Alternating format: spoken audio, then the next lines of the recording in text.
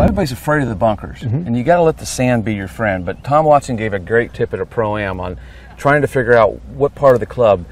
I try to use the bottom of the club to hit the bunker shot with. So if you think of it hitting on like a hard shot, the club's coming in, you're using the bottom. A lot of people try to use the leading edge, and that's just going to dig. So we try to figure out, everyone's talking about pick a spot in the bunker. Great way to pick the spot is to draw yourself a line right here in the sand, put the ball down, a couple balls down here, and then you try to hit the shot going this way and see where the club's coming in. You're trying to hit it as close to that line. So if a guy's coming in too steep and fat, he's going to hit it back here. Too thin, he's going to hit it there. So I'm going to use that line as the guide point, using the bottom of the club. The big key I see a lot of amateurs and a lot of people at home is they take it back fine and then they decelerate. Okay. So you think about it, if you're going to slap and spank the sand, using the bottom of that, and go ahead and hit it. Let the club do its job. Let the sand do its job.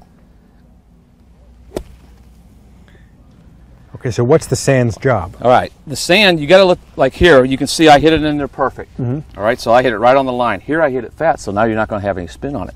So when you're using the bottom of the club, you got to go ahead and release it. Let the sand go ahead and help the ball through there. But the biggest key is to go ahead and follow through. I mean, so many people just hit it and they stop.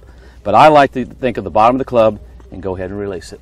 And another way you could do, Dave, is you could, I've seen Phil Rogers, where you make the little box and explode the inside of the box. Okay. All right?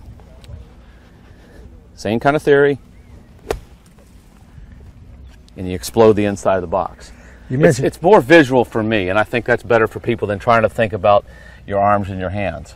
Well, you mentioned Phil Rogers, and Jack Nicklaus went to him for a little short game to help. So I like that, exploding the box or using the line as well. And those are two things I've tried just along the way. I mean, you got to be smooth with it, but those are two great ways of practicing, and that's what we need to do. Nobody likes to practice a short game. It's boring to practice, but this is where the game's at.